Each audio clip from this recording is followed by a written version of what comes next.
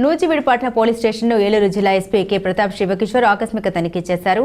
Nuzvid DSP Prasad sub డివిజన్లోని ఎస్ఐలతో సమావేశం నిర్వహించారు. ఆయా స్టేషన్ల పరిధిలో జరిగిన నేరాలు, కేసుల నమోదు, పరిష్కరించిన కేసులపై విచారించారు. సైబర్ నేరాలు జరగకుండా ప్రజలకు అవగాహన కల్పించాలని సిబ్బందికి సూచించారు. ఫిర్యాదుల స్వీకరణ, ఎఫ్ఐఆర్ నమోదు, కేసుల సత్వర విచారణ చేసి బాధితులకు అండగా నిలవాలని సూచించారు. అనంతరం మీడియాతో మాట్లాడుతూ జిల్లా వ్యాప్తంగా క్రైమ్ రేట్ తగ్గిందని, మహిళలు, ఆడపిల్లల రక్షణ కోసం అభయ చట్టం, దొంగతనాలు, ఇతర నేరాల నిరోధానికి ప్రత్యేక చర్యలు తీసుకుంటున్నట్లు జిల్లా ఎస్పీ కె ప్రతాప్ శివకిషోర్ తెలిపారు.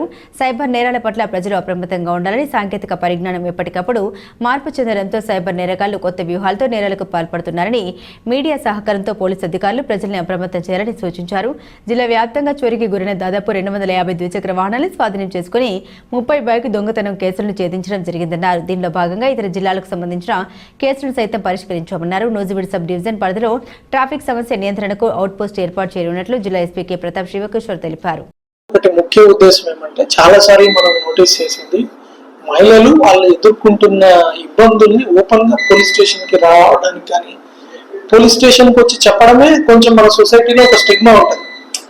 ఆ అమ్మాయి తర్వాత నెక్స్ట్ పెళ్లికి కానీ, చుట్టుపక్కల వాళ్ళు కానీ ఒక పోలీస్ స్టేషన్ కి ఎందుకు వెళ్ళారనే రకరకాల చిలువలు పలువలు చేస్తారు. కాబట్టి ఆ స్టిగ్మా కోసం పోలీస్ స్టేషన్ కి రావడానికి, రిపోర్ట్ చేయడానికి భయపడతారు అన్ని. తర్వాత అది అదునుగా తీసుకొని ఈ ఎవరైతే అమ్మాయిలకి వ్యతిరేకంగా ఏదైనా చట్ట వ్యతిరేకంగా చేస్తుంటారో వాళ్ళు దాన్ని సాకుగా తీసుకొని ఇంకొంచెం ఎక్కువ ఇబ్బంది పెడుతుంటారు. దాని గురించి అభయ లాంచ్ చేయడం జరిగింది.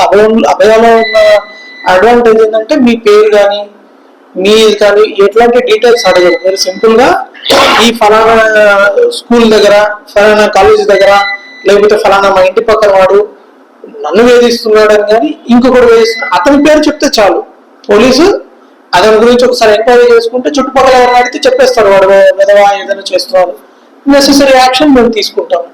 మీరు ఇంకా ధైర్యంగా, లేదు సార్ మేము రిపోర్ట్ చేస్తాము, లీగల్ గా వాడిని ఎఫ్ఐఆర్ పెట్టినా కూడా మాకు ఇబ్బంది లేదంటే హ్యాపీలీ మేము రిజిస్టర్ ఎఫ్ఐఆర్, అతని మీద కేసు కూడా పెట్టి జైలుకి పంపించడం జరుగుతుంది. ఇంకోటి లేకుండా ఒక ప్రత్యేకమైన యూనిఫామ్ ఇవ్వడం జరిగింది, రిఫ్లెక్టర్ జాకెట్స్. నైట్ తిరిగేటప్పుడు ఎక్కువ వల్నరబుల్ ప్లేసెస్ ఏమున్నాయి అక్కడ మీరు చూస్తున్నారు, అవేర్నెస్ క్యాంప్స్ పెట్టడము, స్కూల్స్ దగ్గర, కాలేజెస్ దగ్గర, బస్ స్టాండ్స్ దగ్గర.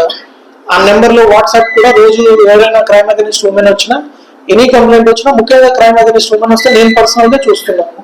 అవి ఆల్మోస్ట్ 90% కాల్ సాటిస్ఫాక్షన్ రేట్ ఉంది. ఎవరెవరు ఫోన్ చేసినా వాళ్ళ సమస్యలను తీయడం జరుగుతుంది. దాన్ని చూస్తే మనకు కూడా రోజు ఒక 6-7 కంప్లైంట్లు డైరెక్ట్ గా వస్తున్నాయి. అది నాకు మార్నింగ్ డేస్ లో కూడా నేను పర్సనల్ చూస్తాను.